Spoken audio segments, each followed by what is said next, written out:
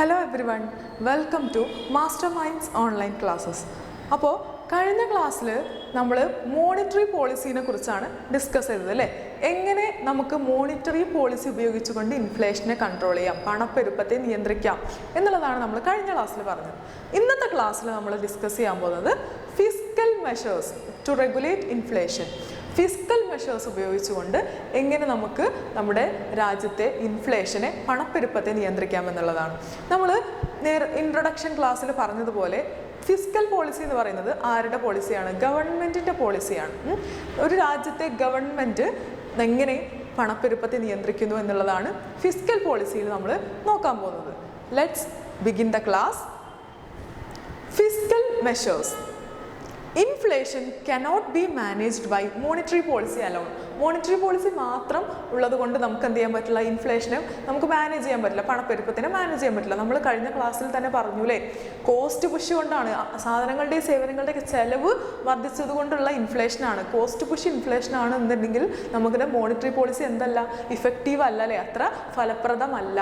എന്നാൽ demand pull factors ആണെങ്കിലാണ്, ആളുകളുടെ കയ്യിൽ കൂടുതൽ പണം ഉള്ളത് കൊണ്ടാണ് ഇൻഫ്ലേഷൻ ഉണ്ടായത് എന്നുണ്ടെങ്കിൽ മാത്രമാണ് എന്ത് ഇഫക്റ്റീവ് ആവുക, നമ്മുടെ മോണിറ്ററി പോളിസി ഇഫക്റ്റീവ് ആകുന്നത്.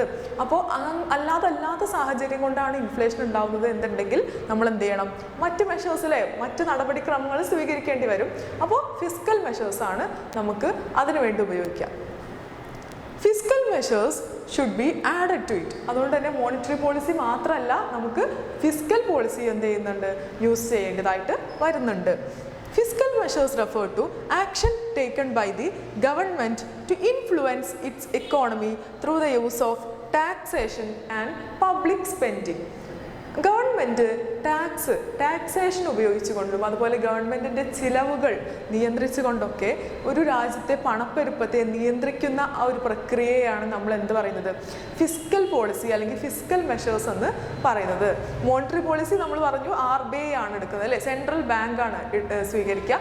ഫിസ്ക്കൽ മെഷേഴ്സ് ആ രാജ്യത്തെ ഗവൺമെൻറ് ആയിരിക്കും സ്വീകരിക്കുന്നുണ്ടാവുക. എന്തൊക്കെയാണ് ഫിസ്ക്കൽ മെഷേഴ്സ് എന്നുള്ളത് നമുക്ക് നോക്കാം. Reduction in unnecessary expenditure. അനാവശ്യമായിട്ടുള്ള ഗവൺമെൻറ്റിൻ്റെ ചിലവുകളെ കുറയ്ക്കുന്നു. ഇൻഫ്ലേഷൻ്റെ സമയത്ത്, പണപ്പെരുപ്പത്തിൻ്റെ സമയത്ത് ഗവൺമെൻറ് എന്ത് ചെയ്യുന്നു? അതിൻ്റെ അൺനെസസറി ആയിട്ടുള്ള, അത്ര ആവശ്യമില്ലാത്ത ഗവൺമെൻറ്റിൻ്റെ എക്സ്പെൻഡിച്ചറുകൾ, ചിലവുകളെയൊക്കെ ഗവൺമെൻറ് എന്ത് ചെയ്യും? നിയന്ത്രിക്കും പണപ്പെരുപ്പത്തിൻ്റെ സമയത്ത്. In order to control inflation, the government should cut back on unneeded spending on non-developmental activities.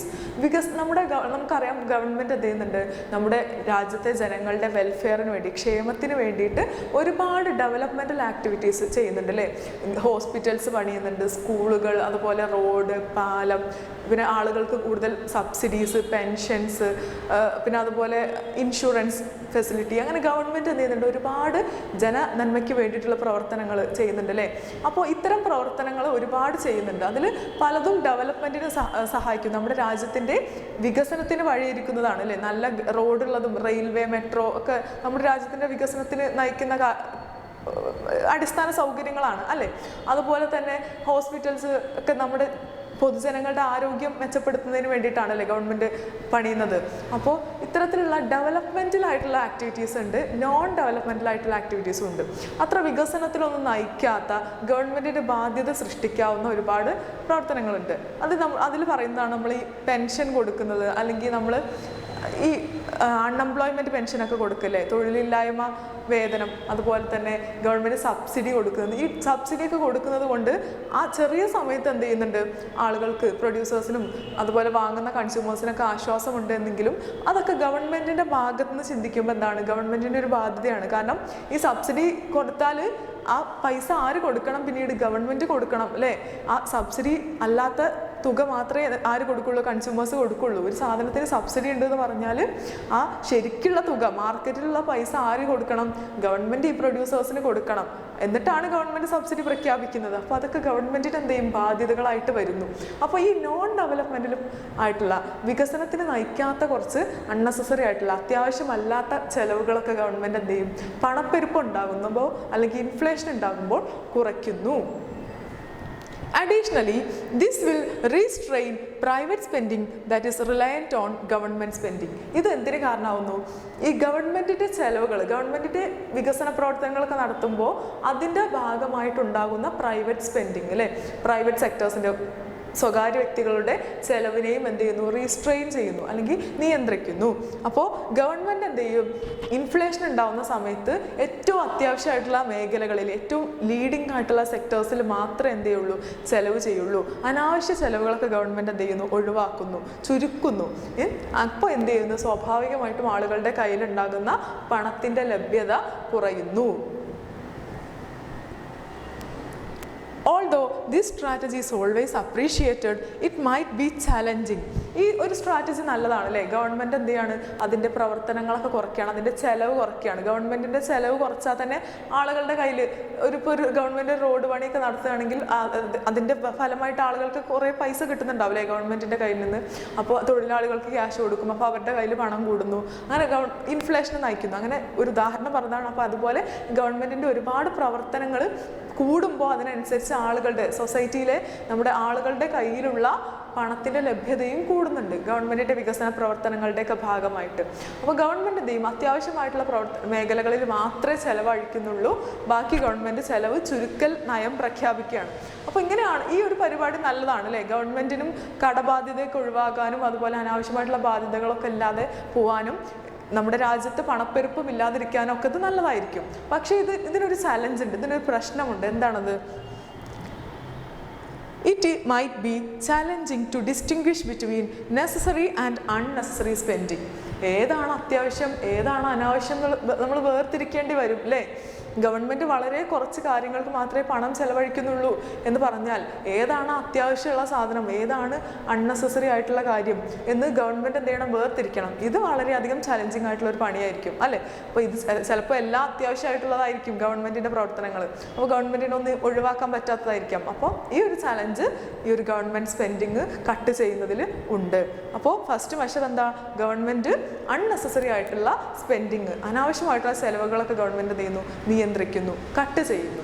Okay, second one, increase in the taxes. നമുക്കെല്ലാവർക്കും അറിയാം ഗവൺമെൻറ് എന്ത് ചെയ്യുന്നുണ്ട്? ആളുകളുടെ കയ്യിൽ നിന്ന്, കമ്പനികളുടെ കയ്യിൽ നിന്ന് ഒക്കെ എന്ത് ചെയ്യുന്നുണ്ട്? ടാക്സ് ഈടാക്കുന്നുണ്ട് അല്ലേ? നികുതി ഈടാക്കുന്നുണ്ട്. In order to reduce personal consumption expenditures, personal, corporate, commodity tax rate should be increased അല്ലെങ്കിൽ റേസ്ഡ്. അപ്പോൾ നമ്മുടെ ഗവൺമെൻറ് എന്ത് ചെയ്യാണ്? ആളുകളുടെ കയ്യിൽ ഒരുപാട് പണമുണ്ട്, പണം ലഭ്യത കൂടുതലാണ് എങ്കിൽ ഗവൺമെൻറ് എന്ത് ചെയ്യും? ടാക്സ് റേറ്റ് വർദ്ധിപ്പിക്കും, നികുതി നിരക്ക് വർദ്ധിപ്പിക്കുന്നു. അപ്പോൾ നികുതി നിരക്ക് വർദ്ധിപ്പിക്കുമ്പോൾ ആളുകൾ എന്ത് ചെയ്യേണ്ടി വരും? കൂടുതൽ തുക എന്തായിട്ട് നൽകണം? നികുതിയായിട്ട് ഗവൺമെൻറ്റിലേക്ക് നൽകണം. അപ്പോൾ 10 ലക്ഷം രൂപയുള്ള ഒരാൾക്ക് നേരത്തെ 1 ലക്ഷം രൂപ നികുതിയായിട്ട് നൽകിയാൽ മതിയായിരുന്നു എങ്കിൽ ഇൻഫ്ലേഷൻ ഉണ്ട്, നമ്മുടെ രാജ്യത്ത് പണപ്പെരുപ്പം ഉണ്ടെന്നുണ്ടെങ്കിൽ ഗവൺമെൻറ് എന്ത് ചെയ്യുന്നു? ഒരു 1.5 ലക്ഷം രൂപ അല്ലെങ്കിൽ 2 ലക്ഷം രൂപ ഇനി മുതൽ 10 ലക്ഷം രൂപ വരുമാനമുള്ള ആളുകൾ നികുതിയായിട്ട് ഗവൺമെൻറ്റിലേക്ക് നൽകണം എന്നുള്ളൊരു നയം പ്രഖ്യാപിക്കുകയാണെങ്കിൽ അയാളുടെ കയ്യിൽ എന്തേ ഉണ്ടാവുള്ളൂ? ബാക്കി 8 ലക്ഷം രൂപ ഉണ്ടാവുള്ളൂ അല്ലേ? അയാളുടെ കയ്യിലുള്ള എമൗണ്ട് എന്ത് ചെയ്തു? കുറഞ്ഞു. അയാളുടെ കയ്യിൽ പണത്തിൻ്റെ ലഭ്യത കുറഞ്ഞു. അപ്പോൾ അത്ര പണത്തിന് അയാൾ ചെലവഴിക്കുള്ളൂ. അപ്പോൾ സ്വാഭാവികമായിട്ടും നമ്മുടെ രാജ്യത്തിൽ ജനങ്ങളുടെ കയ്യിലുള്ള മണി ഇൻകം, പണത്തിൻ്റെ ലഭ്യത കുറയുകയും ഇൻഫ്ലേഷൻ കുറയുന്നതിനും കാരണമാകുന്നു. അപ്പോൾ ഗവൺമെൻറ് എന്ത് ചെയ്യുന്നു? പണപ്പെരുപ്പം ഉണ്ടാകുമ്പോൾ നികുതി നിരക്ക് വർദ്ധിപ്പിക്കും. ഏതൊക്കെ നികുതി നിരക്കാണ് വർദ്ധിപ്പിക്കുന്നത്? Personal taxation, corporate tax, commodity tax അല്ലേ? പേഴ്സണൽ ടാക്സ് ഉണ്ട്, ഇൻകം ടാക്സ്, പിന്നെ അതുപോലെ കോർപ്പറേറ്റ് ടാക്സ് പറഞ്ഞാൽ എന്താ? കമ്പനികളുടെ ആദായ നികുതി, അതുപോലെ കമ്മോഡിറ്റീസ് ടാക്സ്, സാധനങ്ങളുടെ മുകളിലുള്ള നികുതി, ഇതൊക്കെ ഗവൺമെൻറ് പണപ്പെരുപ്പത്തിൻ്റെ സമയത്ത് വർദ്ധിപ്പിക്കുന്നു. However, the tax rate should not be too high. Government ഈടാക്കുന്ന ടാക്സിലെ നികുതി നിരക്ക് വളരെ കൂടുതലായിരിക്കാൻ പാടില്ല അല്ലേ? കാരണം so as to deter saving, investment and production. ഇത് നമ്മുടെ രാജ്യത്ത് നടക്കുന്ന പ്രൊഡക്ഷൻ, നിർമ്മാണ പ്രവർത്തനങ്ങൾ, അതുപോലെ ആളുകൾക്ക് സേവ് ചെയ്യാൻ, സമ്പാദിക്കുന്നതിനുള്ള ഒരു ടെൻഡൻസി, അതുപോലെ ഇൻവെസ്റ്റ്മെൻറ്റ്, നിക്ഷേപം, നിർമ്മാണ പ്രവർത്തനങ്ങൾ, ഇതൊക്കെ നശിപ്പിക്കുന്ന രീതിയിൽ ഗവൺമെൻറ് എന്ത് ചെയ്യാൻ പറ്റില്ല? ടാക്സ് റേറ്റ് ഇൻക്രീസ് ചെയ്യാൻ പറ്റില്ല. സ്വാഭാവികമായിട്ടും നമ്മളൊക്കെ ചിന്തിക്കൂലേ, നമ്മൾ വരുമാനം കിട്ടുന്നു, ഈ വരുമാനം ലഭിക്കുന്നതിൻ്റെ കൂടുതൽ എമൗണ്ട് നമ്മൾ നികുതി നമ്മളിപ്പോൾ ഒരു സിറ്റുവേഷൻ ആലോചിച്ച് നോക്കുക. നമുക്ക് 2 ലക്ഷം രൂപ വരുമാനമുണ്ട്, അതിൻ്റെ 1.5 ലക്ഷം രൂപ ഗവൺമെൻറ് എന്ത് ചെയ്യണം, ടാക്സ് റേറ്റ് ഈടാക്കുന്നുണ്ട്. അത്രയും പണം ഗവൺമെൻറ്റിലേക്ക് കൊടുക്കണം. ആകെ നമുക്കൊരു 50,000 രൂപയെ നമ്മുടെ കയ്യിൽ ഉണ്ടാവുള്ളൂ എങ്കിൽ നമുക്ക് ഒരു പണിയെടുക്കാനും അതുപോലെ നമുക്ക് സമ്പാദിക്കാനൊക്കെ ഉള്ളൊരു ടെൻഡൻസി കുറയും അല്ലേ, ഒരു പ്രവണത കുറയുന്നു. കാരണം എന്താണ് 2 ലക്ഷം രൂപ നമ്മളിപ്പോൾ കഷ്ടപ്പെട്ട് സമ്പാദിച്ചാലും അതിൽ 1.5 ലക്ഷം രൂപ ആർക്ക് കൊടുക്കണം, നമ്മൾ സർക്കാരിലേക്ക് കൊടുക്കണം. പിന്നെ എന്തിനാപ്പോൾ നമ്മൾ പണിയെടുക്കുന്നത്, എന്തിനാപ്പോൾ നമ്മൾ കഷ്ടപ്പെടുന്നത് നമുക്ക് തോന്നും അല്ലേ. അപ്പോൾ ഗവൺമെൻറ്റിൻ്റെ ടാക്സ് റേറ്റ് എന്താ ആവാൻ പാടില്ല, കൂടുതൽ ഹൈ ആവാൻ പാടില്ല, ടു ഹൈ ആവാൻ പാടില്ല. അങ്ങനെയാണെങ്കിൽ അത് എന്ത് ചെയ്യും, ടു ഹൈ ആണെങ്കിൽ അത് നമ്മുടെ സേവിങ്ങിനെയും ഇൻവെസ്റ്റ്മെൻറ്റിനെയും പ്രൊഡക്ഷനെയും ഒക്കെ ദോഷകരമായിട്ട് ബാധിക്കുന്നു. Instead, the tax code ought to offer greater incentives to those who invest, save and generate more. പകരം ടാക്സ് കോഡ് അല്ലെങ്കിൽ ടാക്സ് റേറ്റ് എന്തായിരിക്കണം, ഒരു മീഡിയം ലെവലിലായിരിക്കണം. ആളുകളെ കൂടുതൽ സമ്പാദിക്കാനും കൂടുതൽ ഇൻവെസ്റ്റ് ചെയ്യാനും കൂടുതൽ നിക്ഷേപിക്കാനും അതുപോലെ കൂടുതൽ നിർമ്മാണ പ്രവർത്തനങ്ങളൊക്കെ ഏർപ്പെടുന്നതിനും ഒക്കെ ആളുകളെ പ്രേരിപ്പിക്കുന്ന, പ്രൊമോട്ട് ചെയ്യുന്ന, പ്രോത്സാഹിപ്പിക്കുന്ന തരത്തിലുള്ള ടാക്സ് റേറ്റ് ആയിരിക്കണം ഗവൺമെൻറ് ഈടാക്കുന്നത്. അപ്പോൾ ഇൻഫ്ലേഷൻ്റെ സമയത്ത് ഗവൺമെൻറ് എന്ത് ചെയ്യുന്നു, ടാക്സ് റേറ്റ് ഉയർത്തുന്നു. എന്നാൽ അത് ആളുകളെ ദോഷകരമായി ബാധിക്കുന്ന, വളരെ ദോഷകരമായിട്ട് ബാധിക്കുന്ന അത്ര ഉയർത്താനും പാടില്ല. The government should raise export duties while lower import duties. Government എന്ത് ചെയ്യണം, എക്സ്പോർട്ട് ഡ്യൂട്ടീസ് ഇൻക്രീസ് ചെയ്യണം. എക്സ്പോർട്ട് ഡ്യൂട്ടി എന്ന് പറഞ്ഞാൽ എന്താ, കയറ്റുമതിക്കില്ലേ, നമ്മുടെ രാജ്യത്ത് നിന്ന് വേറൊരു രാജ്യത്തേക്ക് നമ്മൾ സാധനങ്ങൾ സേവനം കയറ്റുമതി ചെയ്യുമ്പോൾ അതിനുള്ള നികുതി എന്ത് ചെയ്യണം, വർദ്ധിപ്പിക്കണം. കൂടാതെ ലോവറിങ് ഇമ്പോർട്ട് ഡ്യൂട്ടി, ഇറക്കുമതി നികുതിയില്ലേ, ഇറക്കുമതി ചെയ്യുമ്പോഴുള്ള നികുതി എന്ത് ചെയ്യണം, കുറയ്ക്കുകയും വേണം. In order to improve the supply of commodities in the nation. നമ്മുടെ രാജ്യത്ത് കൂടുതൽ സാധനങ്ങളും സേവനങ്ങളും ലഭ്യമാക്കാൻ വേണ്ടിയിട്ട് എക്സ്പോർട്ട് ഡ്യൂട്ടി അല്ലെങ്കിൽ കയറ്റുമതി ചെയ്യുമ്പോഴുള്ള നികുതി കൂട്ടുകയും ഇറക്കുമതി ചെയ്യുമ്പോഴുള്ള നികുതി കുറയ്ക്കുകയും വേണം അല്ലേ. നമുക്ക് ഇറക്കുമതി ചെയ്യുമ്പോഴുള്ള നികുതി കുറഞ്ഞാൽ എന്താ, വേറെ രാജ്യങ്ങളിൽ നിന്നൊക്കെ സാധനങ്ങളും സേവനങ്ങളും നമ്മളെ രാജ്യത്ത് എത്തും അല്ലേ, ഒരുപാട് എത്തും, കാരണം നികുതി കുറവാണ്. അപ്പോൾ നമ്മുടെ രാജ്യത്ത് എന്തുണ്ടാവും, ഒരുപാട് സാധനങ്ങളും സേവനങ്ങളും ഉണ്ടാവും. അങ്ങനെയാണെങ്കിൽ എന്ത് സംഭവിക്കൂല, നമുക്ക് ഡിമാൻഡ് പുൾ ഇൻഫ്ലേഷൻ സംഭവിക്കൂല അല്ലേ. ഡിമാൻഡ് പുൾ ഇൻഫ്ലേഷൻ എന്തുകൊണ്ടാണ് ഉണ്ടാവുന്നത്, നമ്മുടെ കയ്യിലുള്ള വരുമാനത്തിൻ്റെ സാറ്റിസ്ഫൈ ചെയ്യാനുള്ള സാധനങ്ങളും സേവനങ്ങളും നമ്മുടെ രാജ്യത്ത് ഉൽപ്പാദിപ്പിക്കപ്പെടുന്നില്ല എങ്കിലാണ് നമ്മൾ എന്ത് സംഭവിക്കുക, ഡിമാൻഡ് പുൾ ഇൻഫ്ലേഷൻ സംഭവിക്കുക അല്ലേ. സപ്ലൈയേക്കാൾ demand for goods and service കൂടുകയാണ് അല്ലേ. ആളുകളുടെയൊക്കെ കയ്യിൽ എന്തുണ്ട്, കൂടുതൽ പണമുണ്ട്, എന്നാൽ അതിനനുസരിച്ച് എന്തില്ല, രാജ്യത്ത് സാധനങ്ങളും സേവനങ്ങളും ഇല്ല. അപ്പോൾ ഇങ്ങനെ എക്സ്പോർട്ട് ഡ്യൂട്ടി കൂട്ടിയിട്ട് ഇമ്പോർട്ട് ഡ്യൂട്ടി കുറക്കുമ്പോൾ എന്താ സംഭവിക്കുക, രാജ്യത്തു നിന്നുള്ള കയറ്റുമതി കുറയും, മാത്രമല്ല രാജ്യത്തേക്ക് ഒരുപാട് സാധനങ്ങളും സേവനങ്ങളും ലഭ്യമാവുകയും ചെയ്യും. അപ്പോൾ അങ്ങനെ ഒരുപാട് സാധനങ്ങളും സേവനങ്ങളും ലഭ്യമാകുമ്പോൾ എന്താ സംഭവിക്കും, നമ്മുടെ ഇൻഫ്ലേഷൻ, ഡിമാൻഡ് പുൾ ഇൻഫ്ലേഷൻ എന്ത് ചെയ്യും, കുറയാൻ സാധ്യതയുണ്ട് അല്ലേ. അപ്പോൾ ഇൻഫ്ലേഷൻ്റെ സമയത്ത് ഗവൺമെൻറ് എന്ത് ചെയ്യുന്നു, ടാക്സ് റേറ്റ് വർദ്ധിപ്പിക്കുന്നു. Next slide. Increase in savings, സമ്പാദ്യം, സേവിങ്സ് എന്ത് ചെയ്യാണ്, വർദ്ധിപ്പിക്കാൻ വേണ്ടിയിട്ട് ഗവൺമെൻറ് ശ്രമിക്കുന്നു. Another step is to encourage people to save more money. കൂടുതൽ പണം സമ്പാദിക്കാനായിട്ട് ആളുകളെ ഗവൺമെൻറ് എന്ത് ചെയ്യുന്നു, പ്രേരിപ്പിക്കുന്നു. എന്താണ് ഇൻഫ്ലേഷനെ കൺട്രോൾ ചെയ്യാനുള്ള മറ്റൊരു വഴി. Due to this, people's disposable income and consequently personal consumption expenses will tend to decrease. അതായത് ആളുകൾ കൂടുതലായിട്ട് സമ്പാദിക്കുമ്പോഴുള്ള ഒരു പ്രത്യേകത എന്താ, ഫോർ എക്സാമ്പിൾ എൻ്റെ കയ്യിൽ ഒരു 10 ലക്ഷം രൂപയുണ്ട്, എനിക്ക് 10 ലക്ഷം രൂപ വരുമാനം ലഭിക്കുന്ന ഒരു തൊഴിലാണ് ഞാൻ ചെയ്യുന്നത് വിചാരിക്കാം.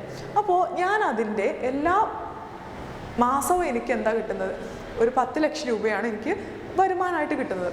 ഞാൻ അതിൻ്റെ ഒരു പകുതി 5 ലക്ഷം രൂപ എന്ത് ചെയ്യാണ്, സേവ് ചെയ്യാൻ തീരുമാനിച്ചു, സൂക്ഷിച്ച് വെക്കാൻ തീരുമാനിച്ചു, ഭാവിയിലെ പർപ്പസിന് വേണ്ടിയിട്ട് സൂക്ഷിച്ച് വെക്കാൻ തീരുമാനിച്ചു. അങ്ങനെയാണെങ്കിൽ എൻ്റെ കയ്യിലുള്ള പണത്തിൻ്റെ അളവ് എന്ത് ചെയ്യുന്നു, ബാക്കി 5 ലക്ഷം രൂപയേ ഉണ്ടാവുള്ളൂ അല്ലേ.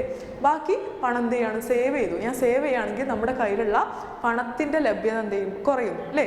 ഇനി എനിക്ക് 5 ലക്ഷം രൂപയെ കയ്യിലുള്ളൂ, ബാക്കി ഞാൻ സൂക്ഷിച്ച് വെച്ചിരിക്കുകയാണ്, ഭാവിയിലെ ആവശ്യത്തിനൊക്കെ വേണ്ടിയിട്ട് ബാങ്കിൽ നിക്ഷേപിച്ചു എന്ന് വിചാരിക്കുക.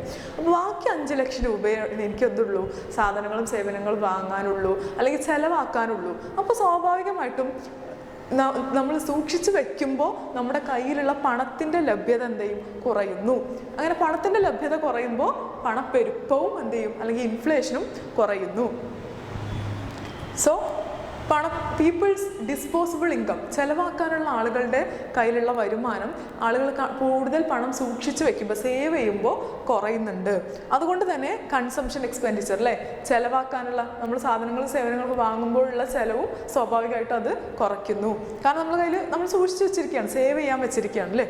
However, the rising cost of living makes it difficult for people to make significant voluntary savings. എന്നാൽ നമ്മൾ വർദ്ധിച്ചു വരുന്ന ചെലവ്, നമ്മളിപ്പോൾ 10 ലക്ഷം എന്നൊക്കെ ഒരു എക്സാമ്പിൾ പറഞ്ഞാണല്ലേ, നമുക്ക് ജീവിതത്തിൽ അത്രയൊന്നും സാലറി ഉണ്ടായിക്കൊള്ളണമെന്നില്ല, അത്ര ശമ്പളമൊന്നും ലഭിക്കണം എന്നില്ല. അപ്പോൾ ജീവിക്കാനുള്ള ചിലവ് വർദ്ധിച്ച് വരികയാണ്. കോസ്റ്റ് പുഷ് ഇൻഫ്ലേഷനാണ് എന്നുണ്ടെങ്കിൽ ആളുകൾ എന്ത് ചെയ്യില്ല, സേവ് ചെയ്യാനുള്ള ടെൻഡൻസി കുറവാണല്ലേ.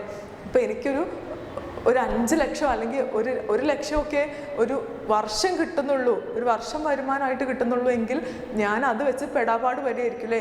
നമ്മളെ ചിലവ്, നമ്മളെ വീട്ടിലാവശ്യങ്ങൾക്ക് ഉണ്ടാവും, ട്രാൻസ്പോർട്ടേഷൻ കോസ്റ്റ് ഉണ്ടാവും, വിദ്യാഭ്യാസത്തിനുള്ള ചിലവുണ്ടായിരിക്കും. ഈ ചിലവൊക്കെ കഴിയുമ്പോഴേക്ക് സമ്പാദിക്കാൻ എന്തെങ്കിലും വേണ്ടേ വരുമാനത്തിൽ? നമ്മളെ ചിലവൊക്കെ കഴിച്ചിട്ടല്ലേ നമുക്ക് സമ്പാദിക്കാൻ പറ്റുള്ളൂ. പക്ഷേ ജീവിക്കാനുള്ള ചിലവ് കൂടിക്കൂടി വരികയാണ്, സാധനങ്ങളുടെ സേവനങ്ങളുടെയൊക്കെ ചിലവ് കൂടി വരികയാണ്. കോസ്റ്റ് പുഷ് ഇൻഫ്ലേഷൻ ആണെന്നുണ്ടെങ്കിൽ നമുക്ക് എന്ത് ചെയ്യാൻ പറ്റില്ല, സേവ് ചെയ്യാൻ നമ്മുടെ കയ്യിൽ ബാക്കിയൊന്നും ഉണ്ടാവില്ല. അപ്പോൾ സ്വാഭാവികമായിട്ടും അത് ബുദ്ധിമുട്ടായിരിക്കും. The government should launch long-term lottery programs, high interest public loan. അപ്പോൾ ഗവൺമെൻറ് എന്ത് ചെയ്യണം, സേവിങ് സ്കീമുകൾ അല്ലേ, ആളുകളെ കൂടുതലായിട്ട് സമ്പാദിക്കാൻ പ്രേരിപ്പിക്കുന്ന കാര്യങ്ങൾ ഗവൺമെൻറ് ഈടാക്കണം. എന്തൊക്കെയാണ് ആ നയങ്ങൾ അല്ലെങ്കിൽ പോളിസീസ്? ലോങ് ടേം ലോട്ടറി, ദീർഘകാലത്തേക്കുള്ള ലോട്ടറി പ്രോഗ്രാമുകൾ, പിന്നെ ഹൈ ഇൻട്രസ്റ്റ് പബ്ലിക് ലോണിന് എന്ത് ചെയ്യുക, നല്ല പലിശ കൊടുക്കുക, അല്ലെങ്കിൽ പ്രൈസ് ബേസ്ഡ് സേവിങ് പ്ലാൻസ്, ആളുകളുടെ പ്രൈസിനനുസരിച്ചുള്ള, ആളുകളുടെ കയ്യിലുള്ള തുകയ്ക്ക് അനുസരിച്ചുള്ള സേവിങ് പ്ലാനുകൾ. നിങ്ങളുടെ കയ്യിൽ ഇത്രയേ ഉള്ളൂ എന്നുണ്ടെങ്കിൽ ഓരോ മാസവും അല്ലെങ്കിൽ നിങ്ങൾ ഒരു ദിവസം 1 രൂപ ഇട്ടാൽ ഓരോ ദിവസവും 1 രൂപ നിക്ഷേപിക്കുക, അങ്ങനെയൊക്കെയുള്ള സേവിങ് പ്ലാനുകൾ ഉണ്ട് അല്ലേ. And other initiatives to achieve this goal. അപ്പോൾ ആളുകളെ കൂടുതൽ സമ്പാദിക്കാൻ പ്രേരിപ്പിക്കുന്ന ഒരുപാട് നയങ്ങൾ ഇങ്ങനെ ഗവൺമെൻറ് ഈടാക്കണം അല്ലെങ്കിൽ ഏർപ്പാടാക്കണം. അഡീഷണലി മാൻഡേറ്ററി പ്രൊവിഡൻറ്റ് ഫണ്ടുകൾ, അതുപോലെ പെൻഷൻ പ്ലാനുകൾ etcetera should be implemented. Provident ഫണ്ടും പെൻഷൻ പ്ലാനൊക്കെ ഉള്ളത് കൊണ്ടുള്ള മെച്ചം എന്താ, ആളുകൾ എന്ത് ചെയ്യും, അവരുടെ വരുമാനത്തിൻ്റെ ഒരു നിശ്ചിത ഭാഗം എന്ത് ചെയ്യും, സൂക്ഷിച്ച് വെക്കും അല്ലേ, സേവ് ചെയ്യും. പ്രൊവിഡൻറ്റ് ഫണ്ടിലും പെൻഷൻ പ്ലാനിലൊക്കെ കൊണ്ടുപോയിട്ട് ഇടുന്നു. അപ്പോൾ അവിടുന്ന് ആ ക്യാഷ് പിന്നെ തിരിച്ച് കിട്ടുക എപ്പോഴാണ്, നമ്മൾ റിട്ടയർ ചെയ്യുമ്പോഴൊക്കെ ആയിരിക്കും അല്ലേ. നമ്മൾ ജോലി കഴിഞ്ഞ് റിട്ടയർ ചെയ്ത് നമ്മൾ ഓൾഡ് ഏജിൽ എത്തുമ്പോഴായിരിക്കും നമ്മൾ ഈ പെൻഷനിലേക്ക് ഇട്ട ക്യാഷൊക്കെ നമുക്ക് തിരിച്ച് കിട്ടാം.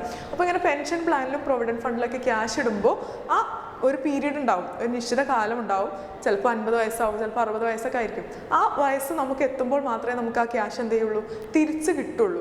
അപ്പോൾ ആ സമയത്ത് നമുക്കത് ഉപയോഗിക്കാൻ പറ്റുള്ളൂ. അപ്പോൾ സ്വാഭാവികമായിട്ടും എന്ത് ചെയ്യും, ആളുകളുടെ കയ്യിലുള്ള പണത്തിൻ്റെ ലഭ്യത കുറയുകയും ഇൻഫ്ലേഷൻ കുറയുന്നതിന് കാരണമാവുകയും ചെയ്യുന്നു. All these actions boost savings and are likely to be successful in limiting inflation. അപ്പോൾ നമ്മൾ ഈ പറഞ്ഞ പ്രൊവിഡൻറ്റ് ഫണ്ടുകളും പെൻഷൻ പ്ലാനുകൾ, അതുപോലെ തന്നെ ലോട്ടറീസ്, അതുപോലെ വേറെ നമ്മുടെ പ്രൈസ് ബേസ്ഡ് ആയിട്ടുള്ള നമ്മുടെ കയ്യിലുള്ള സാലറിക്ക് അനുസരിച്ചുള്ള സേവിങ് പ്ലാനുകൾ, ഇതൊക്കെ എന്ത് ചെയ്യും, ആളുകളെ കൂടുതൽ സമ്പാദിക്കാൻ പ്രേരിപ്പിക്കുകയും അങ്ങനെ ആളുകളുടെ കയ്യിലുള്ള പണത്തിൻ്റെ ലഭ്യത കുറച്ചുകൊണ്ട് അവരുടെ ഉപഭോഗം അല്ലെങ്കിൽ കൺസംഷൻ കുറച്ചുകൊണ്ട് ഇൻഫ്ലേഷനെ കൺട്രോൾ ചെയ്യാൻ, നിയന്ത്രിക്കാൻ സഹായിക്കുകയും ചെയ്യുന്നു.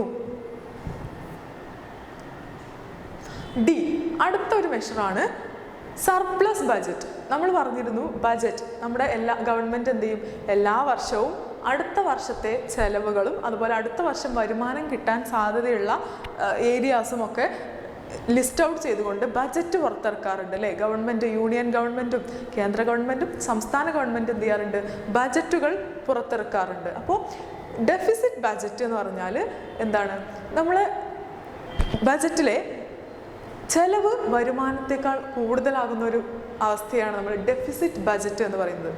അതായത് ഗവൺമെൻറ്റിൻ്റെ വികസന പ്രവർത്തനങ്ങൾക്കായിട്ട് ഗവൺമെൻറ് ചെലവഴിക്കുന്ന തുക ഗവൺമെൻറ്റിന് ലഭിക്കുന്ന വരുമാനത്തേക്കാൾ, ടാക്സിലൂടെയൊക്കെയാണ് ഗവൺമെൻറ്റിന് വരുമാനം ലഭിക്കുക അല്ലേ. അപ്പോൾ ഗവൺമെൻറ്റിന് കിട്ടുന്ന വരുമാനത്തേക്കാൾ കൂടുതലായിട്ട് ഗവൺമെൻറ് ചെലവഴിക്കുന്ന അത്തരം ഒരു പ്ലാനുള്ള ബജറ്റിനെയാണ് നമ്മൾ എന്ത് പറയുക, ഡെഫിസിറ്റ് ബജറ്റ് എന്ന് പറയാം. സർപ്ലസ് ബജറ്റ് എന്തായിരിക്കും, ഗവൺമെൻറ്റിൻ്റെ വരുമാനത്തേക്കാൾ കുറവ് ചെലവുള്ള അല്ലെങ്കിൽ ചെലവിനേക്കാൾ കൂടുതൽ ഗവൺമെൻറ്റിന് എന്ത് കിട്ടുക, വരുമാനം കിട്ടുന്ന തരത്തിൽ ഗവൺമെൻറ് ബജറ്റ് തയ്യാറാക്കുന്നതിനെയാണ് നമ്മൾ എന്ത് പറയുന്നത്, സർപ്ലസ് ബജറ്റ് എന്ന് പറയുന്നത്. അപ്പോൾ ഇൻഫ്ലേഷൻ്റെ സമയത്ത്, പണപ്പെരുപ്പത്തിൻ്റെ സമയത്ത് ഗവൺമെൻറ് എന്ത് ചെയ്യാൻ പാടില്ല, അതിൻ്റെ വരുമാനത്തേക്കാൾ കൂടുതൽ ചെലവഴിക്കാൻ പാടില്ല. കാരണം എന്താ, ആളുകളുടെ കയ്യിൽ ഓൾറെഡി എന്തുണ്ട്, ഇൻഫ്ലേഷൻ ഉള്ളത് കൊണ്ട് ആളുകളുടെ കയ്യിൽ ഓൾറെഡി പണമുണ്ട് അല്ലേ, പണപ്പെരുപ്പുണ്ട്, പണലഭ്യത കൂടുതലാണ്. ഇതിൻ്റെ കൂടെ ഗവൺമെൻറ് ഒരുപാട് ചിലവാക്കും കൂടി ചെയ്താൽ എന്താ, ആളുകളുടെ കയ്യിലുള്ള പണം ഇനിയും വർദ്ധിക്കും. അപ്പോൾ ഇൻഫ്ലേഷൻ വീണ്ടും വീണ്ടും കൂടും. അപ്പോൾ ഗവൺമെൻറ് എന്താ ചെയ്യേണ്ടത്, അതിൻ്റെ ചിലവ് അല്ലേ, നമ്മൾ നേരത്തെ പറഞ്ഞു അൺനെസസറി ആയിട്ടുള്ള എക്സ്പെൻഡിച്ചറൊക്കെ കുറച്ച്, അതായത് ചിലവ് കുറച്ച് വരുമാനം കൂടുതൽ ടാക്സ് ആയിട്ടൊക്കെ ഗവൺമെൻറ്റിൻ്റെ കയ്യിൽ നിന്ന്, ആളുകളുടെ കയ്യിൽ നിന്ന് പിരിച്ചെടുക്കുന്ന തരത്തിലുള്ള ഒരു നയമുള്ള ബജറ്റ് എന്ത് ചെയ്യണം, പുറത്തിറക്കണം. സർപ്ലസ് ബജറ്റ് പുറത്തിറക്കണം. Adopting anti-inflationary budget policy is a crucial step. അപ്പോൾ ആൻറ്റി ഇൻഫ്ലേഷണറി ബജറ്റ്, അതായത് ഇൻഫ്ലേഷനെ നിയന്ത്രിക്കുന്ന തരത്തിലുള്ള ബജറ്റ് എന്ത് ചെയ്യണം, ഗവൺമെൻറ് പുറത്തിറക്കേണ്ടതുണ്ട്. Government should stop financing deficits in order to achieve this goal. Government എന്ത് ചെയ്യണം, വരുമാനത്തേക്കാൾ കൂടുതൽ ചെലവഴിക്കുന്ന ഈ ഒരു പ്രവണത കുറയ്ക്കണം. കൂടാതെ switch to surplus budget, surplus ബജറ്റിലേക്ക് മാറണം. ഡെഫിസിറ്റ് ബജറ്റിൽ നിന്നും സർപ്ലസ് ബജറ്റിലേക്ക് മാറണം. വരുമാനത്തേക്കാൾ കൂടുതൽ ചെലവഴിക്കുന്നതിന് പകരം നമ്മുടെ വരുമാനത്തിനേക്കാൾ കുറച്ച് ചെലവഴിക്കുന്ന ഒരു സർപ്ലസ് ബജറ്റിലേക്ക് ഗവൺമെൻറ് എന്ത് ചെയ്യണം, മാറേണ്ടതുണ്ട്. It entails generating greater revenue while using less money. ഇതെന്തിന് കാരണമാവുന്നു, കൂടുതൽ പണം ചെലവഴിക്കാതെ കൂടുതൽ വരുമാനം ലഭിക്കുന്നതിനും അതുപോലെ തന്നെ കുറച്ച് പണം ചെലവാക്കുന്നതിനും കാരണമാവുന്നു. അതിനെയാണ് നമ്മൾ എന്ത് പറഞ്ഞത്, സർപ്ലസ് ബജറ്റ് എന്ന് പറഞ്ഞത് അല്ലേ. സർപ്ലസ് ബജറ്റ് പറഞ്ഞാൽ ഗവൺമെൻറ്റിൻ്റെ വരുമാനം കൂടുതലും ചെലവ് കുറവുള്ള ബജറ്റാണ്. അപ്പോൾ അത്തരം ഒരു ബജറ്റ് ഉണ്ടാക്കുന്നതിലൂടെ ഇൻഫ്ലേഷൻ എന്ത് ചെയ്യാൻ പറ്റും, നമുക്ക് കൺട്രോൾ ചെയ്യാൻ സാധിക്കുന്നു. അടുത്ത പോയിന്റ് നോക്കൂ, ഈ പബ്ലിക് ഡെപ്റ്റ്. പബ്ലിക് ഡെപ്റ്റ്, ഗവൺമെൻറ് എന്ത് ചെയ്യുന്നത്, കടം വാങ്ങാറുണ്ട് അല്ലേ. ഗവൺമെൻറ്റിൻ്റെ കടം എന്ന് പറയുന്നത് നമ്മൾ നേരത്തെ പറഞ്ഞ ഈ ബോണ്ടൊക്കെ അല്ലേ, ഗവൺമെൻറ് ബോണ്ടുകൾ, ട്രഷറി ബില്ല് ഒക്കെ ഗവൺമെൻറ് ഇറക്കും. ഗവൺമെൻറ് കടപ്പത്രങ്ങൾ ഇറക്കാറുണ്ട്, ട്രഷറി ബില്ലുകളൊക്കെ ഇറക്കാറുണ്ട്. ഈ പത്രം അല്ലെങ്കിൽ ബോണ്ടുകളൊക്കെ ഇറക്കിക്കൊണ്ട് ഗവൺമെൻറ് എന്ത് ചെയ്യും, ഈ ആളുകളുടെ കയ്യിൽ നിന്ന്, പബ്ലിക്കിൻ്റെ കയ്യിൽ നിന്ന് എന്ത് ചെയ്യും, പണം കടം വാങ്ങും. ഒരു നിശ്ചിത കാലത്തേക്കാണ് പണം കടം വാങ്ങുക. അതിന് പകരമായിട്ട് ഗവൺമെൻറ് ആ കാലം കഴിയുമ്പോൾ പലിശ സഹിതം ആ പണം എന്ത് ചെയ്യുന്നു, ഗവൺമെൻറ് തിരിച്ച് അടയ്ക്കുകയും ചെയ്യുന്നു. അപ്പോൾ ഇൻഫ്ലേഷൻ്റെ സമയത്ത് ഗവൺമെൻറ് എന്ത് ചെയ്യണം, പണം കടം വാങ്ങണോ കൊടുക്കണോ, പണം കടം വാങ്ങണം അല്ലേ. കാരണം ആളുകളുടെയൊക്കെ കയ്യിൽ പണം ലഭ്യത കൂടുതലാണ്. അപ്പോൾ ഗവൺമെൻറ് എന്ത് ചെയ്യും, കൂടുതൽ ബോണ്ടുകളും ട്രഷറി ബില്ലൊക്കെ അടിച്ചിറക്കിയിട്ട് എന്ത് ചെയ്യും, ആളുകളുടെ കയ്യിലുള്ള എക്സസ് മണി കടപ്പത്രം കൊടുത്തിട്ട് ഗവൺമെൻറ് വാങ്ങുന്നു. അതിനെയാണ് നമ്മൾ എന്ത് പറയുന്നത്, പബ്ലിക് ഡെപ്റ്റ് എന്ന് പറയുന്നത്. അപ്പോൾ ആളുകളുടെ കയ്യിലുള്ള പണത്തിൻ്റെ ലഭ്യത കുറയുകയും അങ്ങനെ ഇൻഫ്ലേഷൻ എന്ത് ചെയ്യുന്നു, കുറയുകയും ചെയ്യുന്നു. The repayment of public debt should be suspended concurrently. ഇവിടെ എന്ത് സംഭവിക്കണം, ഗവൺമെൻറ് നേരത്തെ ഇതുപോലെ ബോണ്ടൊക്കെ ഇറക്കിയിട്ട് കടം വാങ്ങിയിട്ടുണ്ടല്ലോ. ഈ കടം വാങ്ങിയ ക്യാഷ് ഇൻഫ്ലേഷനുള്ള സമയത്ത്, പണപ്പെരുപ്പുള്ള സമയത്ത് ഗവൺമെൻറ് തിരിച്ചു കൊടുക്കേണ്ടതില്ല. അല്ലെങ്കിൽ ഗവൺമെൻറ് എന്ത് ചെയ്യണം, കുറച്ചും കൂടി അതിൻ്റെ കാലാവധി നീട്ടിവെക്കുക. ഇൻഫ്ലേഷൻ, നമ്മുടെ രാജ്യത്തുള്ള ഈ പണപ്പെരുപ്പൊക്കെ ഒന്ന് നിയന്ത്രിതമാകുന്നത് വരെ എന്ത് ചെയ്യരുത്, ഗവൺമെൻറ് വാങ്ങിച്ച കടം എന്ത് ചെയ്യുന്നില്ല, തിരിച്ചു കൊടുക്കാതിരിക്കുക. അതുപോലെ തന്നെ post pond until the economy is under control, അല്ലെങ്കിൽ കുറച്ച് നീട്ടിവെക്കുക. തിരിച്ചു കൊടുക്കാതിരിക്കുക എന്നല്ല, ഗവൺമെൻറ് എന്ത് ചെയ്യുക, ഇപ്പോൾ ഇൻഫ്ലേഷൻ ഉള്ളതുകൊണ്ട്, പണപ്പെരുപ്പുള്ളത് കൊണ്ട് കുറച്ച് കാലത്തേക്ക് അതെന്ത് ചെയ്യുക, മാറ്റി വെക്കുക അല്ലേ. പണം കടം കൊടുത്തത് തിരിച്ചു, കടം വാങ്ങിയ പണം ഗവൺമെൻറ് എന്ത് ചെയ്യുക, കുറച്ച് കാലം കഴിഞ്ഞിട്ട് കൊടുക്കുന്നത്. പിന്നെ instead to decrease amount of money in circulation government should increase borrowing. മാത്രമല്ല നേരത്തെ വാങ്ങിയ പണം കുറച്ച് കഴിഞ്ഞിട്ട് കൊടുക്കുക എന്നുള്ളത് മാത്രമല്ല, ഗവൺമെൻറ് എന്ത് ചെയ്യണം, കൂടുതൽ ആളുകളുടെ കയ്യിൽ നിന്ന് പണം ബോറോ ചെയ്യണം, കൂടുതൽ പണം കടം വാങ്ങുകയും ചെയ്യണം. അപ്പോൾ ഇങ്ങനെ കടം വാങ്ങുമ്പോൾ ഗവൺമെൻറ് എന്ത് ചെയ്യും, ഗവൺമെൻറ്റിൻ്റെ ക്യാഷ്, ഗവൺമെൻറ് ആണ് കടം വാങ്ങുന്നത് എന്നുള്ളത് കൊണ്ട് തന്നെ എന്തായാലും അത് ഷുവറാണല്ലേ, തിരിച്ചു കൊടുക്കും എന്നുള്ളത്. പക്ഷേ എന്താ, കുറച്ച് കാലത്തേക്ക് മാറ്റി വെക്കുക, അല്ലെങ്കിൽ എന്ത് ചെയ്യുക, കൂടുതൽ കടം വാങ്ങുക, ആളുകളുടെ കയ്യിലുള്ള ഈ എക്സസ് മണിയൊക്കെ കുറയ്ക്കാൻ വേണ്ടിയിട്ടാണ്. അപ്പോൾ ഇങ്ങനെ ചെയ്യുന്നതിലൂടെ ഇൻഫ്ലേഷൻ എന്ത് ചെയ്യുന്നു, കുറയുന്നു. സോ നമ്മളിപ്പോൾ ഇന്നത്തെ ക്ലാസ്സിൽ ഫിസ്ക്കൽ മെഷേഴ്സാണ് ഡിസ്കസ് ചെയ്തിട്ടുള്ളത്. ഏതൊക്കെ ഫിസ്ക്കൽ മെഷേഴ്സ് നമ്മൾ പറഞ്ഞത്, ഗവൺമെൻറ് എന്ത് ചെയ്യും, അൺനെസസറി ആയിട്ടുള്ള സ്പെൻഡിങ് ഒക്കെ കുറയ്ക്കണം. അതുപോലെ ഗവൺമെൻറ് എന്ത് ചെയ്യണം, കൂടുതൽ ടാക്സ് റേറ്റ് ആളുകളുടെ കയ്യിൽ നിന്ന് ഈടാക്കണം. അതുപോലെ സർപ്ലസ് ബജറ്റ് ഈടാക്കണം അല്ലേ, ഡെഫിസിറ്റ് ബജറ്റിന് പകരം സർപ്ലസ് ബജറ്റ് നടപ്പിലാക്കുക. അതുപോലെ പബ്ലിക് ഡെപ്റ്റ്, ഇപ്പോൾ നേരത്തെ വാങ്ങിയിട്ടുള്ള കടം ഒക്കെ കുറച്ചും കൂടി കഴിഞ്ഞിട്ട് അടയ്ക്കുക, അല്ലെങ്കിൽ ആളുകളുടെ കയ്യിൽ നിന്ന് ഗവൺമെൻറ് കൂടുതൽ കടം വാങ്ങുക, അല്ലേ, ബോണ്ടൊക്കെ അടിച്ചിറക്കിക്കൊണ്ട് കൂടുതൽ പണം കടം വാങ്ങുക. അപ്പോൾ ഇങ്ങനെയുള്ള മെഷേഴ്സൊക്കെയാണ് നമ്മൾ ഫിസ്ക്കൽ മെഷേഴ്സ് എന്ന് പറയുന്നത്. അപ്പോൾ മോണിറ്ററി മെഷേഴ്സ് ഡിസ്കസ് ചെയ്തു, ഫിസ്ക്കൽ മെഷേഴ്സും ഡിസ്കസ് ചെയ്തു. ഇനി അടുത്തത് പ്രൈസ് കൺട്രോൾ ആൻഡ് റേഷനിങ് മെഷേഴ്സാണ്. പ്രൈസ് കൺട്രോളും റേഷനിങ് മെഷേഴ്സുമാണ് അടുത്ത് ഡിസ്കസ് ചെയ്യാൻ പോകുന്നത്. പ്രൈസ് കൺട്രോൾ എന്താണ്? പ്രൈസ് കൺട്രോൾ, വില നിയന്ത്രണം എന്നുള്ളത് കൊണ്ട് ഉദ്ദേശിക്കുന്നത് setting a price ceiling for essential consumer good is referred to as price control. Essential commodities, വളരെ അത്യാവശ്യമായിട്ടുള്ള സാധനങ്ങൾ, നമ്മൾ പറഞ്ഞിരുന്നു അത്യാവശ്യ സാധനങ്ങളായിട്ടുള്ള എസെൻഷ്യൽ കമ്മോഡിറ്റീസ് ആയിട്ടുള്ള അരി, ഗോതമ്പ്, അതുപോലെ vegetable oils, cloth, food items, ഇതിൻ്റെയൊക്കെ വില കൂടുന്നതിനെയാണ് നമ്മൾ ഇൻഫ്ലേഷൻ എന്ന് പറഞ്ഞിട്ടുള്ളത്, അല്ലേ. അപ്പോൾ ഇൻഫ്ലേഷന് ഇങ്ങനെ എസെൻഷ്യൽ കമ്മോഡിറ്റിക്കൊക്കെ എന്ത് ചെയ്യുക, ഒരു പ്രൈസ് സീലിംഗ് ഏർപ്പെടുത്തുക. സീലിംഗ് എന്ന് പറഞ്ഞാൽ മാക്സിമം പ്രൈസാണ്, അതിന് മുകളിലേക്ക് പ്രൈസ് കൂടാൻ പാടില്ല. ഗവൺമെൻറ് എന്ത് ചെയ്യുക, ഒരു സീലിംഗ് ഏർപ്പെടുത്താണ്. അല്ലെങ്കിൽ അരിക്ക് 1 കിലോയ്ക്ക് ഇത്ര രൂപയ്ക്ക് മുകളിൽ ഇനി മാർക്കറ്റിൽ കൂടാൻ പാടില്ല എന്ന് ഗവൺമെൻറ് ഒരു കർശനമായിട്ട് പറയുകയാണ്. ഗവൺമെൻറ് തന്നെ അങ്ങനെ ഒരു നിയമം കൊണ്ടുവരികയാണ്. അതിനെയാണ് നമ്മൾ എന്ത് പറയുക, പ്രൈസ് സീലിംഗ് എന്ന് പറയുന്നത്. ഇതെന്തിന് കാരണമാകുന്നു?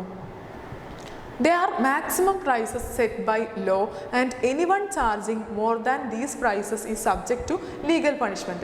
അപ്പോൾ ഇങ്ങനെ ഗവൺമെൻറ് എന്ത് ചെയ്യാണ്, എസെൻഷ്യൽ കമ്മോഡിറ്റീസ്, അവശ്യ സാധനങ്ങൾക്ക് മാക്സിമം വില ഇത്രയേ പാടുള്ളൂ എന്ന് പറയുമ്പോൾ അതിന് മുകളിൽ പ്രൈസ് ഈടാക്കുന്നത് എന്താണ്?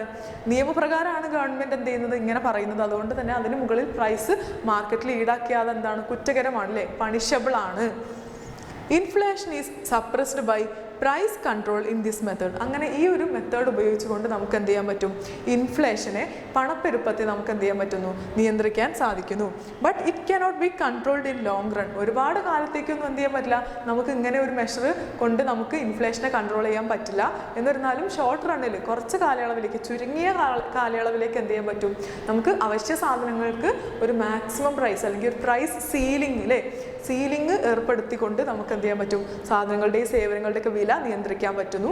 ഇങ്ങനെ വില നിയന്ത്രിക്കുന്നതിലൂടെ നമുക്ക് എന്ത് ചെയ്യാൻ പറ്റും, ഇൻഫ്ലേഷൻ, പണപ്പെരുപ്പത്തെ കൺട്രോൾ ചെയ്യാൻ സാധിക്കുന്നു. B, rationing. നമ്മൾ കേട്ടിട്ടുള്ള സംഭവമാണ്, അല്ലേ, റേഷൻ ഷോപ്പിലൂടെയൊക്കെ നമുക്ക് അവശ്യ സാധനങ്ങൾ ന്യായമായ വിലയ്ക്ക്, അല്ലേ, ഫെയർ പ്രൈസിന് നമുക്ക് ലഭിക്കാറുണ്ട്. അപ്പോൾ എന്താണ് റേഷനിങ്?